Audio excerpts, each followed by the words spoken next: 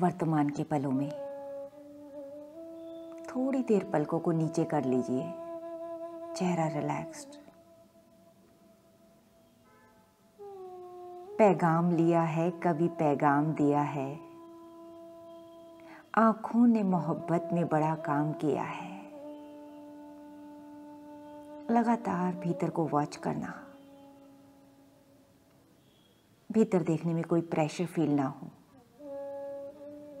अनुभव लेना जो भी भीतर हो रहा है। बस इरादा सही चाहिए। अगर तुम्हारी मंशा सही नहीं है तो तुम्हें सही से सही व्यक्ति, संबंध, वस्तु कुछ भी मिल जाए, तुम उसका दुरुपयोग कर ही लोगे। तुम्हें सद्गुरु भी मिल जाए, लेकिन गुरु को भी तुम कुछ और बना डालोगे। गुरु को गुरु मानोगे ही नहीं। क्यों? क्योंकि इरादा ही नहीं है आजादी का, मुक्ति का। ध्यान रहे, अच्छी दवाई बीमारी को मिटा देती है और खुद एक नई बीमारी नहीं बन जाती। लेकिन घटिया दवाई, घटिया तरीका पुरानी बीमारी को तो मिटा देती है, लेकिन खुद एक नई बीमारी बन जाती है।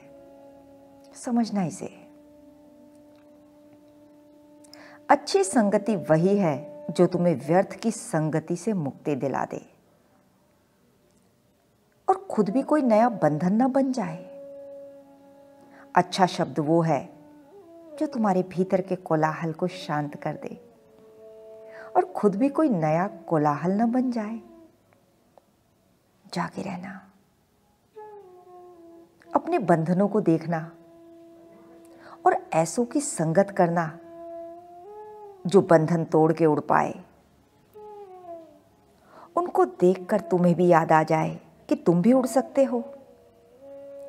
दोनों पर एक साथ नजर रखो, अपने बंधनों पर और उनके पंखों पर। अपनी बेड़ियों को देखो और उनकी उड़ान को देखो तो तुम्हें झटका लगेगा। सिर्फ अपनी बेड़ियों को देखोगे बात नहीं बनेगी, सिर्फ उनकी उड़ान को देखोगे तो भी बात नहीं बनेगी। अंतर दिखना चाहिए, भेद दिखना चाहिए, विरोध दिखना चाहिए, थोड़ी शर्म आनी चाहिए। है तो वही वो जो मैं हूं, तो मैं क्यों इतने बंधनों में हूं, इतने तनाव में, और वो कैसे इतना उड़ रहे हैं? ये इतना फासला कैसे आ गया? थोड़ी आग लगनी चाहिए, थोड़ी ईर्ष्या उठे। वो ईर्ष्या भी भली बात है तुम्हें दिख जाए। भीतर देखना, जो मुक्ति को चाहते हुए कुछ भी करेगा तो पहली बात वो सही ही करेगा। दूसरी बात, वो जो भी करेगा उसका उपयोग भी मुक्ति के लिए ही करेगा। और जो अपनी बेड़ियों से संतुष्ट है उसको तुम चाहे संतवाणी थमा दो, चाहे वेद पुराण थमा दो, वो अपने सारे ज्ञान का उपयोग अपनी बेड़ियों को जायज ठहराने के लिए, अपने बंधनों को बढ़ाने के लिए ही करेगा।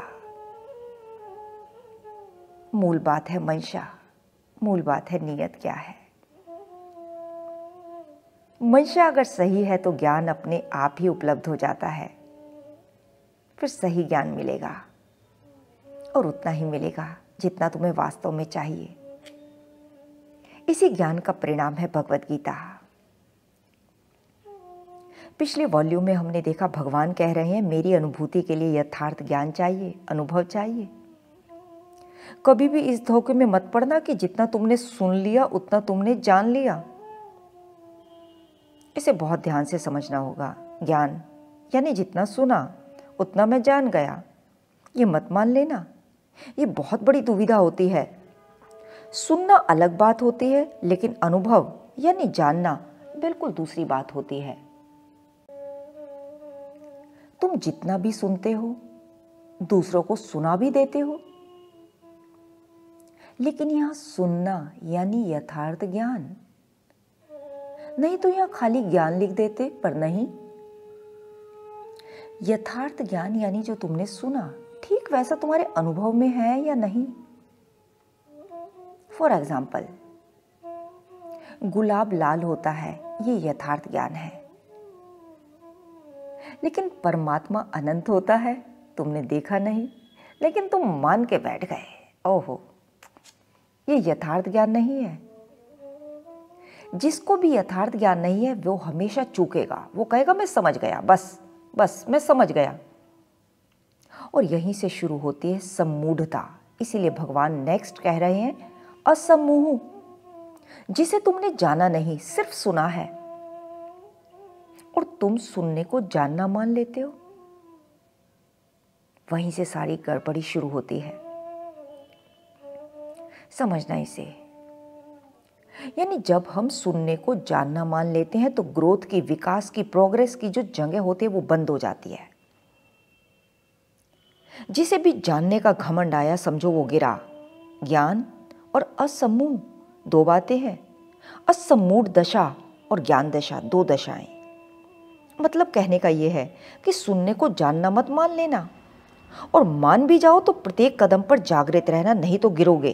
क्यों? क्योंकि जैसे जैसे हम आगे बढ़ते हम मूड हो जाते हैं। भगवान कृष्ण कह रहे हैं पहली विभूति क्या है? बुद्धि। दूसरा ज्ञान, यानी सुने हुए को जानना मत, बस समझ लेना, मत समझना। और तीसरा कहा असम्मोह, असम्मूढ़, यानी जान लेने के बाद भी हर कदम पर जागृत रहना। बाकी सारी बातें छोड़ो, बस एक बात तुम ये जान लो कि अगर अंतस में आने का रास्ता ये है, तुम जान भी लो, लेकिन बीच में भटकाने वाले बहुत साधन मिलेंगे। कभी बाहर, कभी अपने ही भीतर। कभी अपना ही मनवा कहेगा क्या क्या करना है सुनकर, क्या करना है योग। तो भटकाने वाले बहुत मिलेंगे। तो ये तीन बातें हुई, पहला बुद्धि, दूसरा ज्ञान और असम्मोह। पहली बात निश्चय करने की शक्ति यानी बुद्धि, दूसरा यथार्थ ज्ञान, तीसरा सम्मूढ़ता, चौथा क्षमा। क्रोध के बदले क्षमा का चुनाव करना है। अब कृष्ण एक और गूढ़ बात कह रहे हैं कि क्षमा का चुनाव नहीं करना, बल्कि क्षमा आपका स्वभाव बन जाए।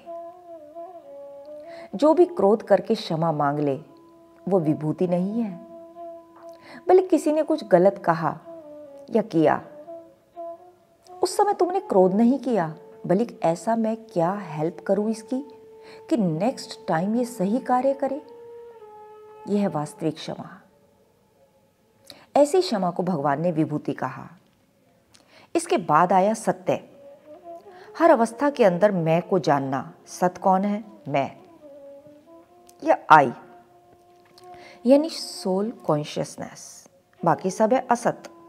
असत पहले नहीं था, अभी है, आगे नहीं रहेगा। ध्यान रहे, जिंदगी की कोई भी सिचुएशन हमेशा नहीं है, लेकिन वो सिचुएशन जितनी देर के लिए होती है उतनी देर तक हम उसके साथ क्रोध, राग, द्वेष का भाव रख लेते हैं और उससे हमारा बंधन हो जाता है। अवस्था यानी सिचुएशन चली जाती है और बंधन हमारे साथ आगे बढ़ता है। अब इस बंधन को तोड़ना है तो हर सिचुएशन में सत पर दृष्टि रखो। हर अवस्था, यानी कोई बीमार है तो शरीर बीमार है, मैं बीमार नहीं हूं। बीमारी तो शरीर की एक अवस्था है और वो अवस्था हमेशा स्थिर नहीं रहती, अभी है, आगे चली जाएगी। जो अवस्था ही नहीं रहने वाली उसके लिए हम कर्म क्यों बांध रहे हैं? तो पांचवा कहा, जिसकी दृष्टि हर घटना में सत पर है। सत्संग में हो तो भी दृष्टि सत पर है, संसार में हो तब भी दृष्टि सत पर है। छठा कहा दम, यानी इंद्रियों का निग्रह करना, प्रत्याहार। सातवां कहा शम, यानी मन को वश में करना। यह इनका दमन या वश में करने का यही अर्थ है कि वह मन का और इंद्रियों का मालिक है। दम का मतलब अब इंद्रियों की गुलामी नहीं है, वो इंद्रियों का मालिक हो गया। अगर कोई भी इच्छा उठती है वो इंद्रियों का गुलाम नहीं है, बल्कि सारी इच्छाओं का मालिक है, ऐसा है विभूति। और फिर इसी विभूति से योग होगा।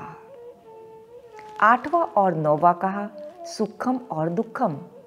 10वां और 11वां कहा भाव और अभाव। फिर है उत्पत्ति और प्रलय। 13वां और 14वां है भय और अभय। ध्यान रहे, भूति से विभूति बनना है। इसी विभूति को विश्व दर्शन होगा, उसका मिलन उससे होगा। और किसे होगा? विश्व रूप दर्शन, जो सुख को भी उसका प्रसाद माने और दुख को भी उसका प्रसाद माने, जो उत्पत्ति को भी उसका प्रसाद माने और विनाश को भी उसका प्रसाद माने, जो भय को भी उसका प्रसाद माने और अभय को भी उसका प्रसाद माने, वो है विभूति। और वही वास्तव में विश्व रूप दर्शन के लिए तैयार है। उसी का योग है, उसी से मिलन है। ये माना कि मुझसे मोहब्बत नहीं है, ये माना कि मेरी ज़रूरत नहीं है, मगर मीठी नज़रों से दिल मांग लेना शरारत नहीं है। तो फिर और क्या है, निगाहों में तुम हो, ख्यालों में तुम हो, ये जन्नत नहीं है। तो फिर और क्या है। निगाहें पलकों को झुकाए रखना थोड़ी देर। उठती नहीं है आँख किसी और की तरफ, पाबंद कर गई है किसी की नज़र मुझे। ईमान की तो ये है कि ईमान अब कहाँ, काफिर बना गई तेरी काफिर नज़र मुझे। जागे रहना, इंतज़ार के पलों में रहना, होश में रहना।